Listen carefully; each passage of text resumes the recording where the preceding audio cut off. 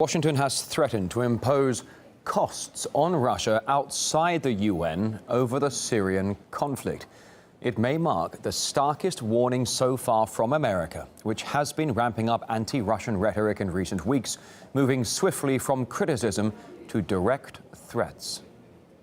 I listened to my colleague from Russia, and I sort of felt a little bit like we're sort of in a parallel universe here. What Russia is sponsoring and doing is not counterterrorism, it is barbarism. In this case, I wouldn't rule out multilateral efforts outside of the UN to impose costs on Syria or Russia or others with regard to the situation inside of Syria. However, just a month ago, US-Russia talks on the Syrian peace process seemed warm and friendly. RT's Caleb Maupin takes us through how it all changed. Remember when the United States and Russia were keen on sharing their friendship with the world? Where's the vodka? Pizza from the American delegation. This is from the Russian. Well, it's certainly not like that these days. Extremist groups will continue to exploit the vacuums that are there in Syria to expand their operations, which will include, no question, attacks against Russian interests, perhaps even Russian cities. And Russia will continue to send troops home in body bags. So how did it get this bad? Well, there are key factors that are being left out as the hateful words and threats get louder. Firstly, the U.S. broke the ceasefire when it killed 60 Syrian army soldiers who were on the front lines battling against ISIL. Yes, the coalition did hit people on Saturday. We did.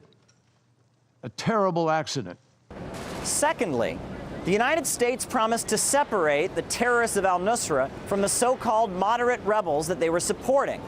Yet months and months later, the U.S.-backed fighters are still fighting side by side the terrorists and extremists. And it was our challenge, coming to the table, agreeing in Geneva. Our challenge was to try as best we can to reach out to the moderate opposition and make clear to them that they needed to in order for this thing to work. It's like all the talk of peace has been forgotten. The next shock group here is the fighting against the regional peer military powers.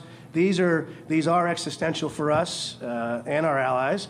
The threat for this type of a fight is a nation state with modern capabilities, aggressive behavior, and engaging in militarized competition. So who would you pick for that one? I think it would be Russia. I want to be clear to those who wish to do us harm. We'll stop you, and we will beat you harder than you've ever been beaten before.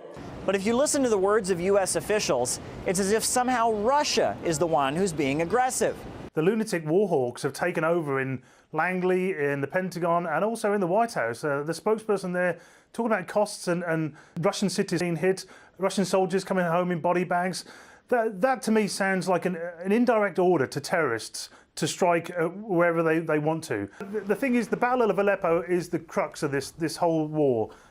When Aleppo is liberated, that is it. Americans know that the game is up.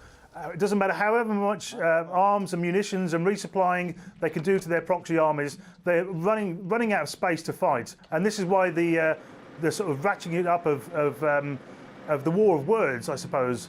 In 2015, ISIL was getting more and more powerful, and Russia urged the people of the world to unite against them. After Moscow's bombing campaign, their previously vast territory has diminished. This has awakened previously dormant arguments. Well, let's remember, one of the things that that people in Washington have repeatedly attacked Russia for is they say, oh, you're not attacking Daesh, you're not attacking Islamic State, you're hitting the legitimate opposition. From Russia's point of view, and certainly from the Syrian government's point of view, they're all al-Qaeda, they're all terrorists, they all have the same ideology. Why should Daesh be singled out? So now, instead of pizza, war is very much on the menu. Caleb Maupin, RT, New York. As Caleb just reported, the territory held by Islamic State has diminished drastically since 2014. Back then, the group seemed powerful enough to build its own state, with stories of an autonomous government and currency hitting the headlines. But now media reports highlight ISIL's decline. Let's take a little look at the map we're going to show you here.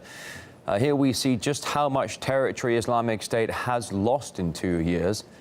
The fight against terror groups like ISIL and the future of the Syrian conflict is discussed in the latest edition of Politicking. Everybody agrees on ISIS, but nobody else can agree on anything else, and that's the huge problem now. It becomes so complex. Russia argues and Putin argues that the Free Syrian Army, which America argues is actually rebel forces unaffiliated to terrorists, Russia says they're also terrorists. This is a crucial time. It was looking like only a few weeks ago there was even the possibility of Russia and the U.S. working on joint military operations out of Jordan to go after ISIS and the eastern areas of Syria.